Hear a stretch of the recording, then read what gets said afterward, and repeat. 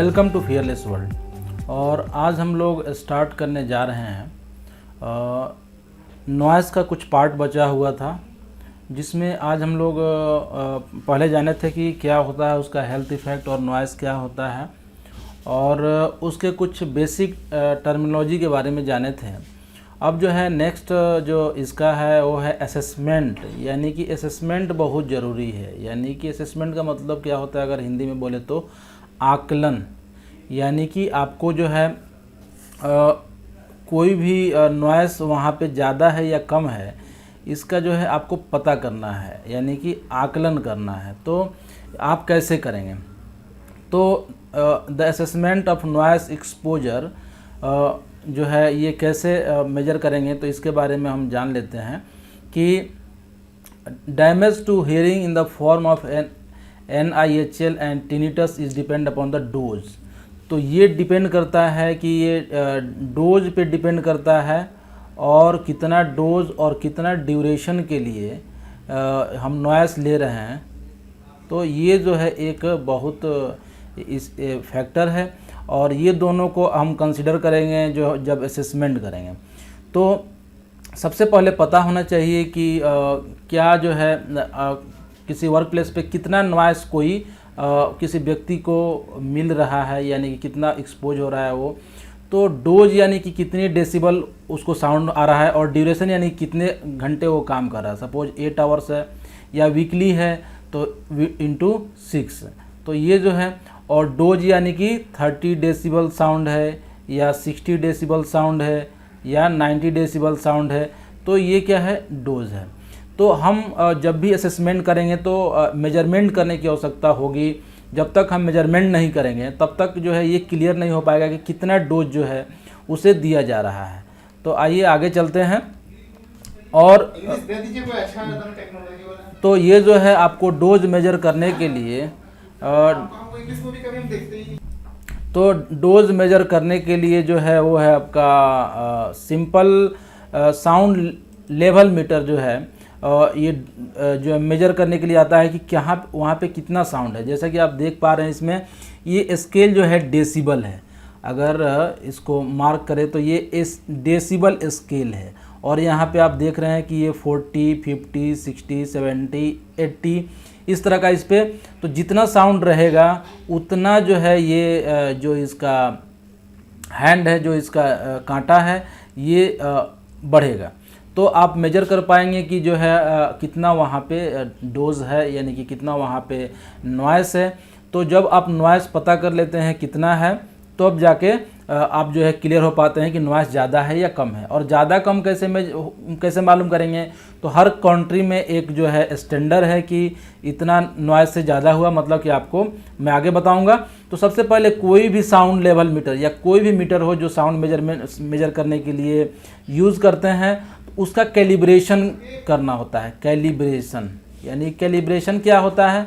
तो इसको लैब में एक जो है स्टैंडर्ड साउंड से कंपेयर करते हैं। सपोज एक सोर्स लिया और इसमें साउंड जो है सपोज ये 30 डेसिबल दे रहा है, हमने लैब में इसको चेक किया है, पहले से ये प्रूव्ड है। और यहाँ पे इसको चेक करेंगे इस इक्विपमेंट को कि ये 30 डेसिबल बता रहा है कि नहीं। तो अगर ये साउंड के कंपेरिजन में अगर ये सही रीडिंग नहीं दे रहा है तो मतलब कि ये गलत है। और तब जो है उस साउंड को लेके यहाँ पे कैलिब्रेशन करेंगे कि इस साउंड को मेजर कर रहा है 30, यानी कि आगे का साउंड उसी के अनुसार मेजर करेगा। तो कैलिब्रेशन करना बहुत ज़रूरी होता है किसी भी इक्विपमेंट का, जो भी अगर हम मेजर करने जा रहे हैं। तो ये केवल डेसिबल के लिए ही बात नहीं हो पा रही है, सबके लिए बात हो रही है।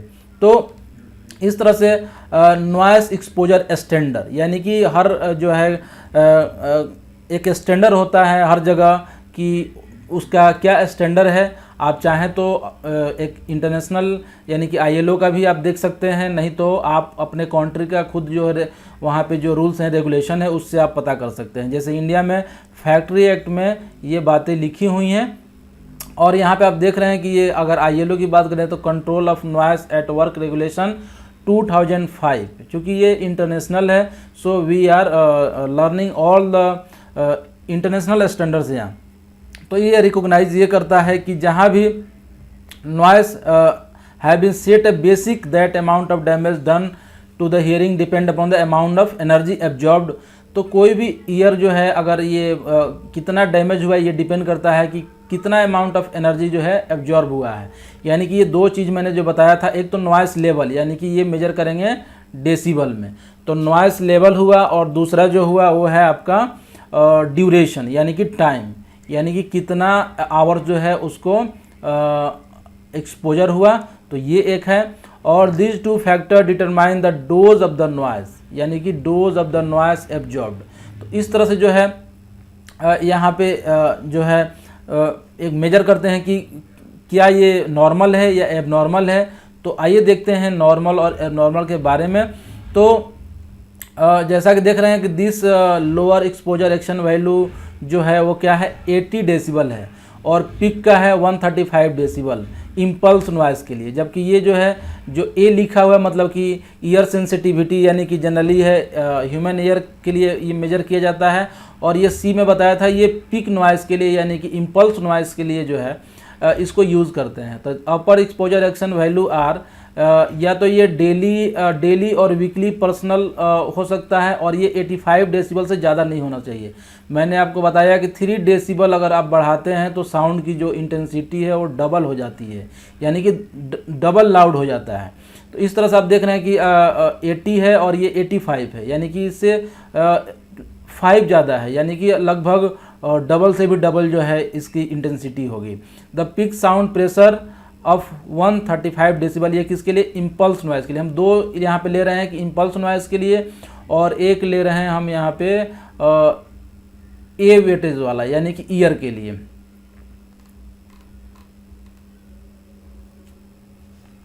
तो exposure limit value as absolute limit यानी कि पूरा जो है एब्सोल्यूट लिमिट जो लेते हैं वो है 87 डेसिबल और 140 डेसिबल। तो आइए जानते हैं कि जो है क्या एक्शन लेना चाहिए। तो ये कंट्री पे भी डिपेंड है। जैसे इंडिया में जो है फैक्ट्री एक्ट के अनुसार ये 85 डेसिबल है। अगर 85 डेसिबल से ज़्यादा कहीं साउंड है then you have to take action.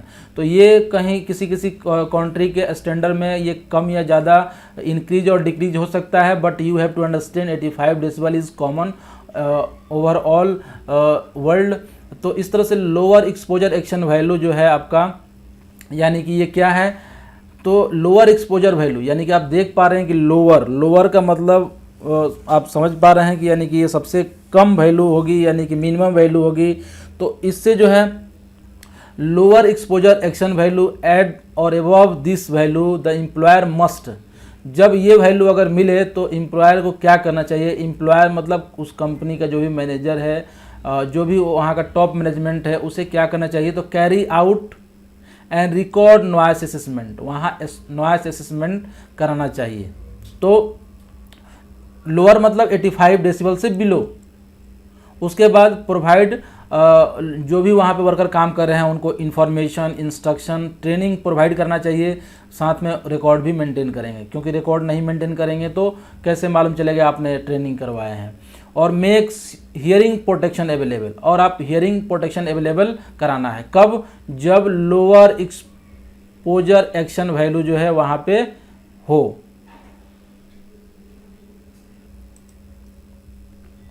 ये वैल्यू ये 85 जो है इंडिया के लिए है, बट 80 कंसीडर करते हैं ILO में, जैसा कि इस बुक में दिया गया है। तो ये लोअर एक्सपोजर वैल्यू है। जब भी 80 डेसिमल के अराउंड जो है अगर साउंड रहेगा या इससे कम रहेगा तो जो है इसको लोअर एक्सपोजर एक्शन वैल्यू में कंसीडर करेंगे।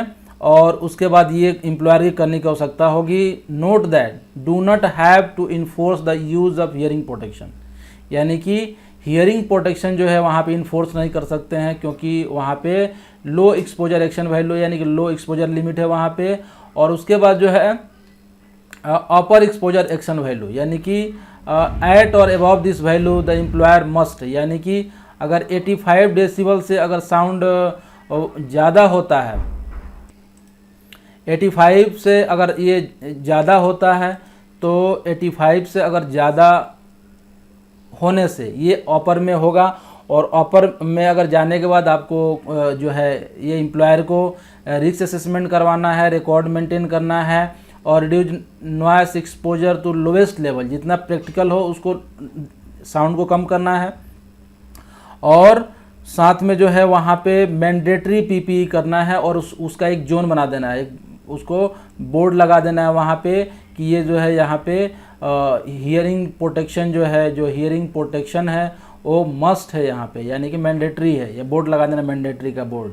तो प्रोवाइड इन्फॉर्मेशन इंस्ट्रक्शन ट्रेनिंग तो कराना ही है, और provide hearing protection enforce it's use and provide health surveillance, यानी कि ऑडियोमेट्री टेस्ट, ऑडियोमेट्री टेस्ट करवाना है। ये क्या होता है मैं आपको बताऊंगा आगे जब हेल्थ सर्विलियंस पढ़ाएंगे, तो ये जो है करना होता है। तो आइए अब आगे चलते हैं। नॉइस कंट्रोल, नॉइस को कंट्रोल कैसे करेंगे, तो आप जानते हैं कि हायरार्की ऑफ कंट्रोल क्या होता है, एलिमिनेशन होता है, उसके बाद रिड्यूस होता है, उसके बाद जो है आपका इंजीनियरिंग कंट्रोल होता है, एडमिनिस्ट्रेटिव कंट्रोल होता है और पीपीई। तो ये जो है एक हायरार्की ऑफ कंट्रोल है। यहाँ पे जो है हम कैसे कंट्रोल करेंगे एक बार देखते हैं। In simple term noise exposure can be controlled in 3 way. तो यहाँ 3 वे में जो है वो कंट्रोल करेंगे। एक जो है आपका यहाँ ये 3 चीज़ बहुत ही इंपॉर्टेंट है, 3 points is very very important. Source, second जो है पाथवे, और थर्ड रिसीवर, ये बहुत इंपॉर्टेंट है। तो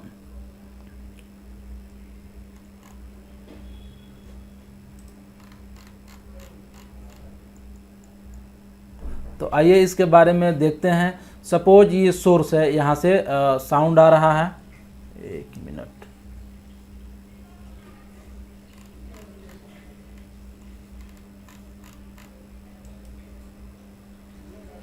तो ये सोर्स है और ये एक रिसीवर है,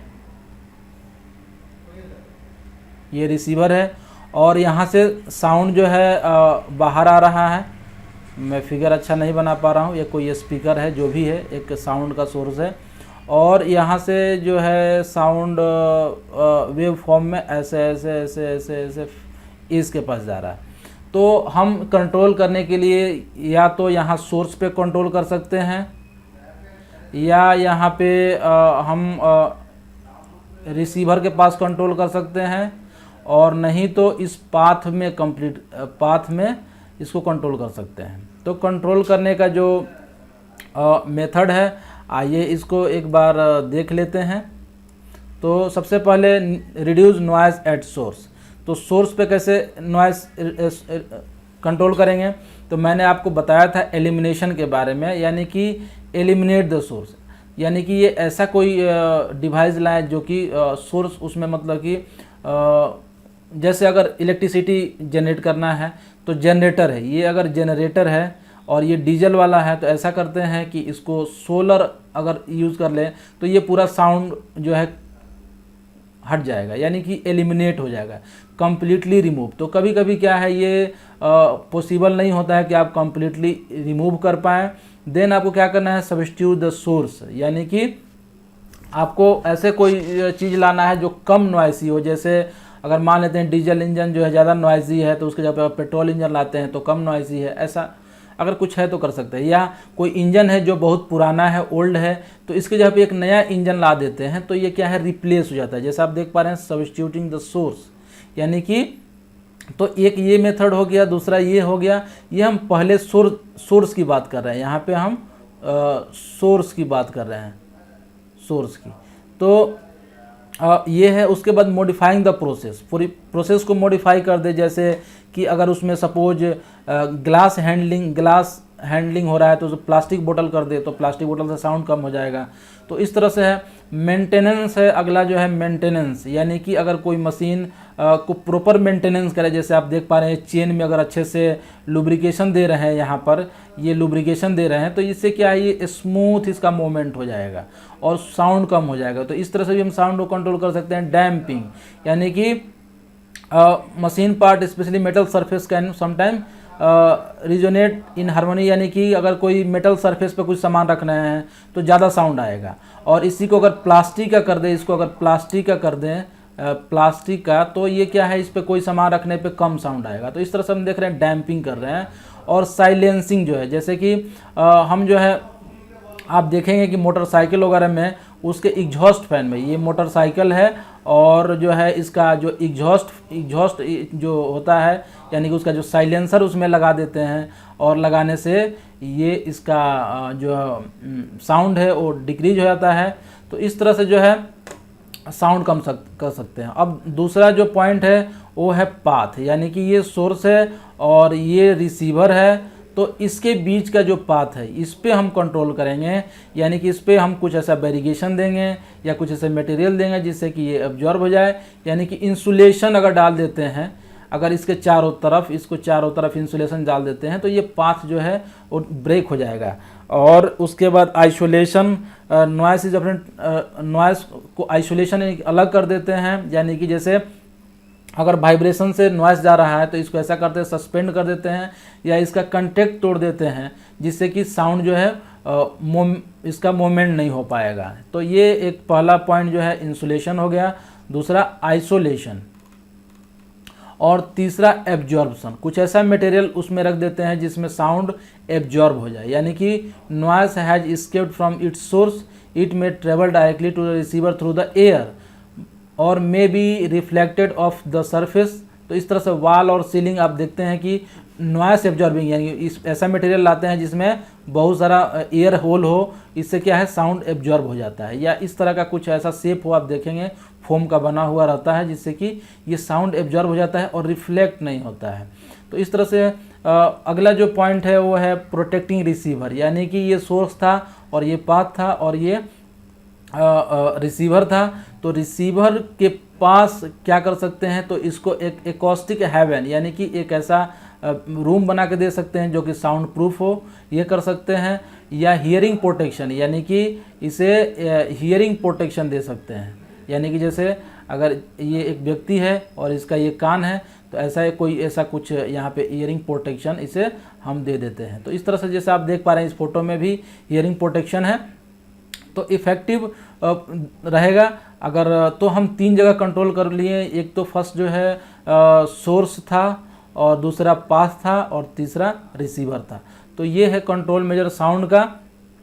अब जो है तीसरा हियरिंग प्रोटेक्शन। तो हियरिंग प्रोटेक्शन क्या होता है, तो ये एक पीपीई है, पर्सनल प्रोटेक्टिव इक्विपमेंट है, जो पहनता है, किसी एक आदमी को ये जो है नॉइस से बचाता है। तो इसके जो है टू प्रिंसिपल टाइप्स हैं, एक है ईयर डिफेंडर और मफ, और एक है ईयर प्लग।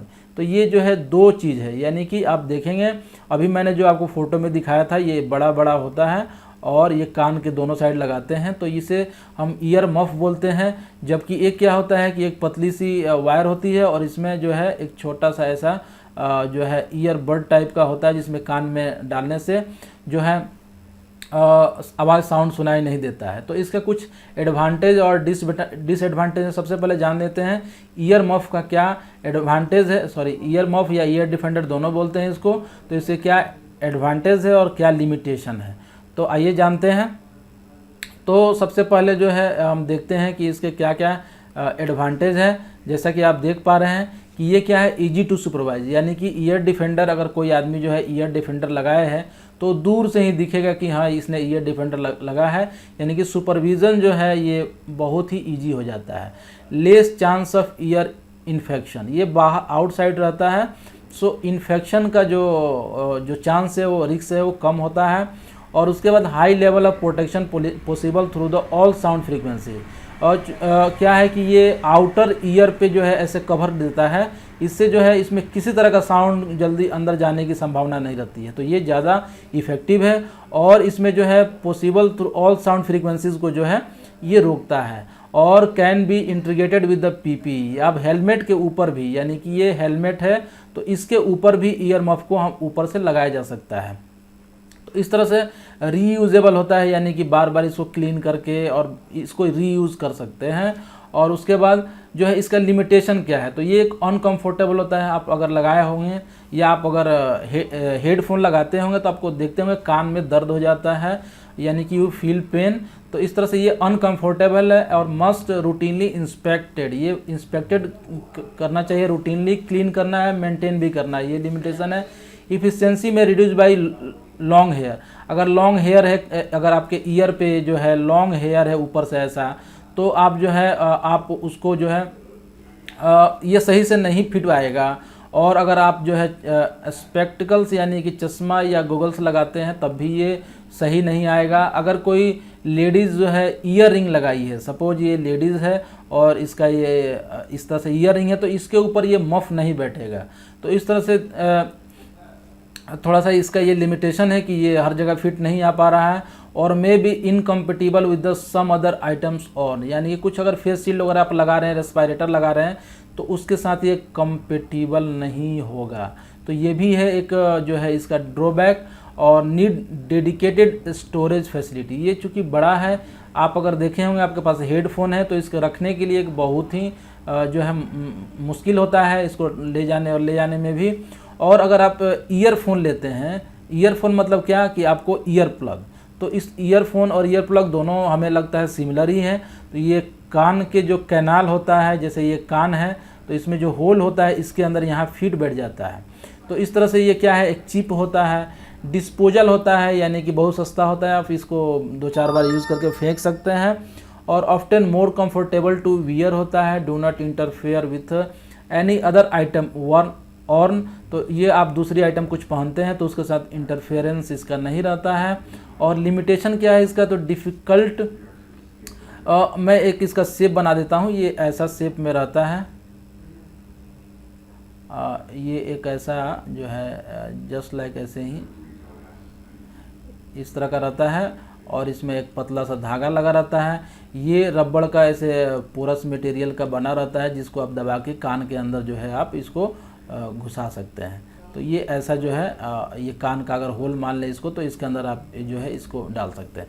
तो इस तरह से जो है ये risk of inspection if dirty और इफ़ क्रॉस कंटामिनेशन व्हेन आइए ऊपर देखते हैं। डिफ़िकल्ट टू सी फिटेड, ये अंदर कितना फिट है ये पता नहीं चलता है, तो ये सुपरवाइज करना और इन्फोर्स करना बड़ी मुश्किल होता है इसके लिए।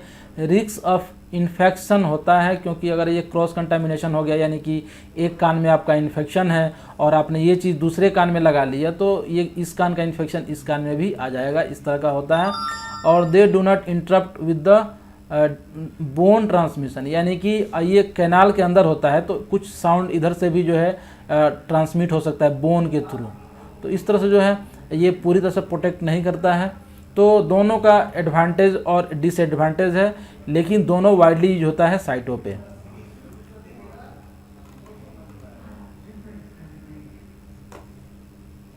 तो अगर आप किसी तरह का भी अगर आप चुनते हैं तो आपको कुछ इन्फॉर्मेशन, अगर आप किसी तरह का भी पीपीई चुनते हैं चाहे जो भी हो ऊपर से, तो आपको ये इंश्योर करना है कि इंफॉर्मेशन, इंस्ट्रक्शन और ट्रेनिंग देना है लोगों को कैसे यूज़ करें, कि how to wear hearing protection and limitation, और इसका क्लीनिंग, मेंटेनेंस और रिप्लेसमेंट कैसे करें ये आपको बताने हैं। सेफ स्टोरेज कैसे करें ये बताने हैं, यानी कि हाइजीन लोकेशन, क्लीनिंग मेथड बताने हैं आपको कैसे क्लीन करें, और साथ में मेंटेनेंस, अगर कुछ टूट जाए, कुछ ख़राब हो जाए तो कैसे चेंज करना है, कहाँ चेंज करना है, और रिप्लेसमेंट ऑफ लॉस्ट और डैमेज आइटम, तो ये जो है आपको बताना है। तो आइए अब जानते हैं एटेन्युएशन के बारे में। ये क्या होता है, जैसे जितने भी इक्विपमेंट हैं सभी जो है इफ़ेक्टिव नहीं काम करते हैं, यानी कि जितने भी लैब वगैरह में इसको टेस्ट किया जाता है कि सपोज ये 30 डेसिबल साउंड को रिड्यूस करेगा, लेकिन ये करता नहीं है। तो हर जो है जितने भी पीपी हैं साउंड को लेके, यानी कि ईयर मफ और ईयर प्लग जो है उसका एटेन्युएशन होता है। ये क्या होता है कि जो डिज़ाइन किया जाता है उतना नहीं, यानी कि हम जो ईयर मफ या ईयर प्लग यूज़ कर रहे हैं तो ये इफ़ेक्टिवली साउंड को रिड्यूस करके और जो लोअर लिमिट है उसमें ला रहा है कि नहीं, ये चेक करना होता है। तो जैसे कि आप जानते हैं कि ईयर मफ जो है थोड़ा ज़्यादा इफ़ेक्टिव होता है, तो इसका एटेन्युएशन कम होता है, और जो प्लग होता है इसका थोड़ा ज़्यादा होता है।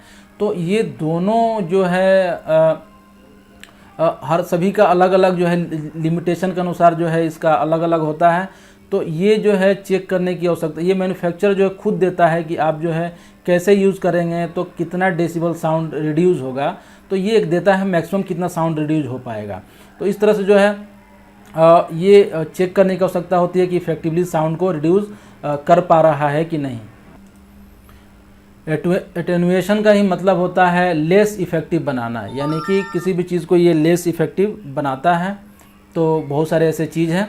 तो आई होप आपको ये पॉइंट क्लियर होगा। तो आइए आगे चलते हैं। जैसे आप देख पा रहे हैं इसमें एक कि hair, glass, earring can stop defender working effectively. तो ये जो है आप सही से अगर यूज़ कर पा रहे हैं तो जितना उसमें मैन्युफैक्चरर का नॉइस जो है रिड्यूस करने का उसमें दिया रहता है, आप देखेंगे उसके पॉकेट पे मैंने देखा था एयर डिफेंडर पे जो है ये 30 डेसिबल दिया रहता है वहाँ पे। तो ये जो है सभी का अलग अलग होता है, एयर डिफेंडर का ज़्यादा होता है। तो आइए अब जानते हैं कि रोल ऑफ हेल्थ सर्विलियंस क्यों करते हैं। तो जो लोग भी हाई साउंड में काम करते हैं, जो ज़्यादा साउंड में काम करते हैं, यानी कि 85 डेसिबल से ज़्यादा में जो काम करते हैं, तो उन्हें क्या है कि मैंडेटरी रहता है कि वो ईयर मफ या ईयर प्लग वहाँ पे यूज़ करना है।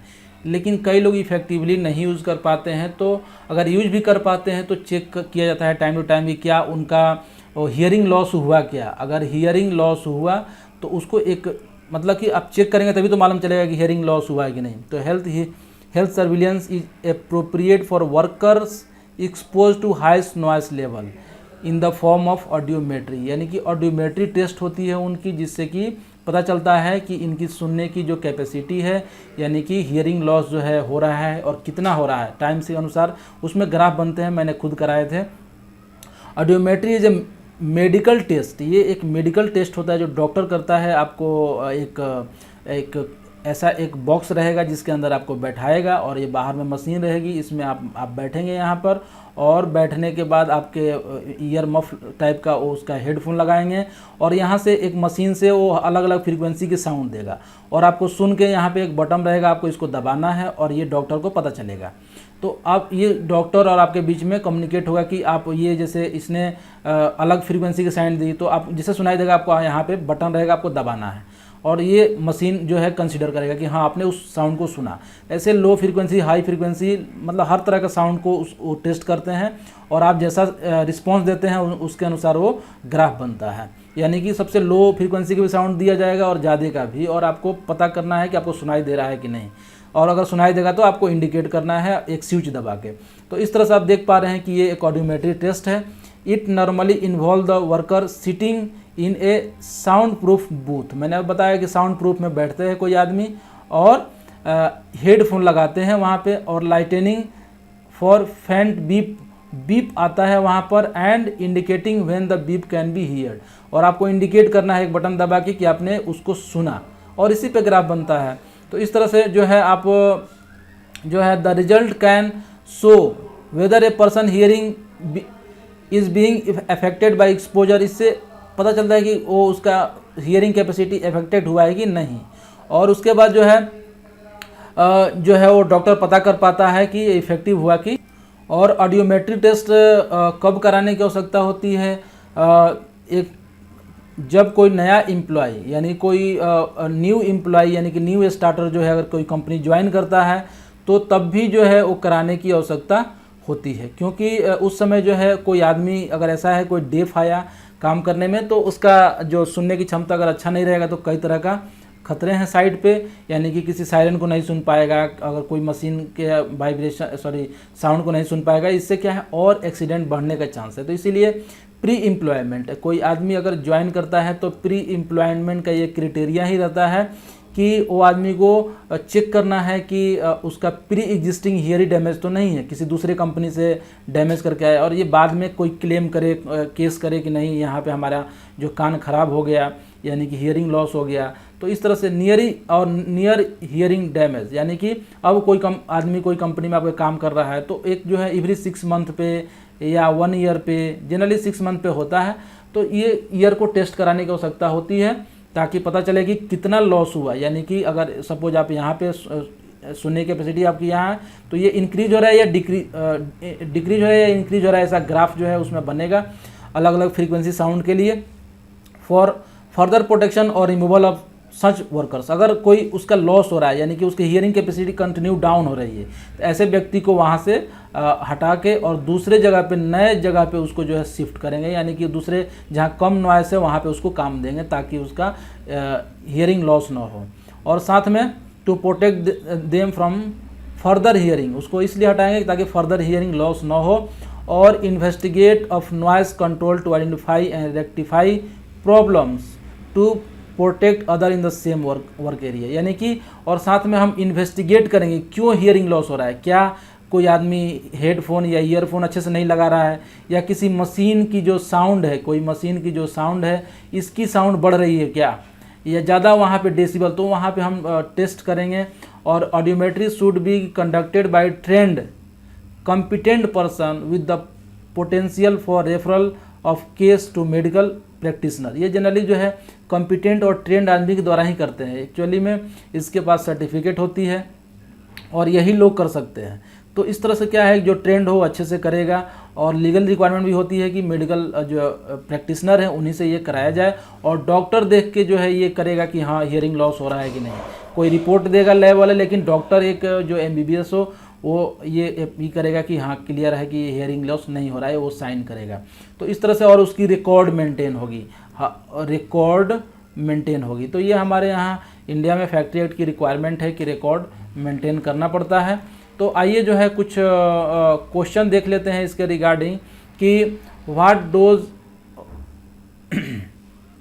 तो आइए दोनों क्वेश्चन को देख लेते हैं कि what does a daily personal exposure of 85 decibel means, यानी कि 85 डेसिबल जो पर्सनल एक्सपोजर लिमिट है तो इसका क्या मतलब होता है, इसके बारे में जानते हैं। तो this refer to daily personal exposure to noise level of 85 decibel, यानी कि ये जो है आपका over course of working day 8 hours में जो एक्सपोजर होता है 85 decimal or an equivalent exposure over a long or shorter period. तो इस तरह से this represent the upper exposure action value at and the above which victim must be taken to reduce employer exposure decibel refer to decibel sound pressure level, or refer to a weighting matrix which takes into account the sensitivity of human ear to noise at different frequency। तो ये इसका reply है। और what are the limitation of ear defender and ear plug, तो इस question का आप reply कैसे देंगे एग्जाम में, तो आइए देखते हैं। तो लिमिटेशन और वहाँ उसका जो है उसका एडवांटेज और लिमिटेशन लिखना है। तो जैसे one limitation of ear defender, जैसे कि आप क्वेश्चन देख पा रहे हैं, तो what are the limitation of ear defender and ear plug. तो one limitation of ear defender is the seal between the ear and protective device में लेस। तो एक तो सील वो अच्छे से सील नहीं कर पाता है ear defender. Then perfect due to long hair, spectacle frame, jewelleries, ये तीन के कारण जो है अच्छे से सील नहीं कर पाता है, तो ये इसका लिमिटेशन है। और इनकरेक्ट फिटिंग और द वियरिंग ऑफ हेलमेट और फेस शील्ड, तो ये जब पहनते हैं तो ये पूरी तरह से फिट नहीं हो पाता है। Other limitation are that they may become uncomfortable during use and be removed. They also need dedicated storage facility। तो ये इसका जो भी आपने हमने लिमिटेशन पढ़ाया था उसको एक सेंटेंस फॉर्म में, तो एग्जाम में सेंटेंस फॉर्म में लिखना जो है काफ़ी जो है आप अच्छा मार्क्स सिक्योर कर पाते हैं। पॉइंट वाइज लिखेंगे तो आपको नंबर ज़्यादा नहीं मिलेगा, मिल जाएगा ज़्यादा नहीं मिलेगा, बट आप अगर सेंटेंस में क्लियरली लिखते हैं then you will get more marks. और उसका लिमिटेशन अब लिखते हैं ईयर प्लग का, यानी कि लिमिटेशन ऑफ ईयर प्लग का मैं बताया था, उसी को यहाँ सेंटेंस फॉर्म में आप लिख सकते हैं। The limitation of earplug are that they offer less noise reduction at high noise level, or they are more difficult to see. तो ये सुपरविजन करना थोड़ा मुश्किल होता है. Therefore enforce and they can be source of contamination into ear. ये चूँकि 2 year में अगर चेंज होता है तो ये सोर्स ऑफ कंटामिनेशन भी हो सकता है. और if hygiene practices are poor, यानी कि हाइजीन जो प्रैक्टिस है, यानी कि आप अच्छे से उसको क्लीन करके नहीं रख रहे हैं, तो ये क्या है कि ये पूरी तरह से जो है यानी कि एक कान में आपका इन्फेक्शन है तो दूसरे कान में भी, यानी कि ये क्रॉस कंटामिनेशन होता है. तो आई होप आपको ये नॉइज़ की जो वीडियो मैंने बनाया आप लोगों के लिए आपको पसंद आया होगा. तो हमने सीखा कि नॉइज़ का क्या इफ़ेक्ट है बॉडी पे, और साथ में जो है इसका असेसमेंट के बारे में सीखा, इसके कंट्रोल कैसे करेंगे ये सीखा, और कुछ एक्सपोजर लिमिट के बारे में हमने जाना कि क्या होता है. और उसके बाद हमने जाना ऑडियोमेट्री टेस्ट क्या होता है, और उसके बाद हमने जाना कि हेल्थ सर्विलेंस क्या होता है, हेल्थ सर्विलेंस क्या होता है. तो ये हमने कुछ पॉइंट जो है जाना कि ये क्या क्या होता है, और साथ में हमने कुछ जो है टर्मिनोलॉजी के बारे में भी जाना. और कौन कौन से टर्मिनोलॉजी के बारे में हमने जाना तो एक बार देख लेते हैं. तो हमने जाना कि डेसिबल क्या होता है, और इसको कैसे जो है साउंड को कैसे मेजर करते हैं, इंटेंसिटी है. उसके बाद हमने जाना कि फ्रीक्वेंसी क्या होता है. तो ये सब हमने इस वीडियो में जाना. तो आई होप आपको ये, और साथ में 2 क्वेश्चन भी हमने देखे. तो आई होप आपको ये पूरा का पूरा जो चैप्टर है आपको अच्छे समझ में आया होगा.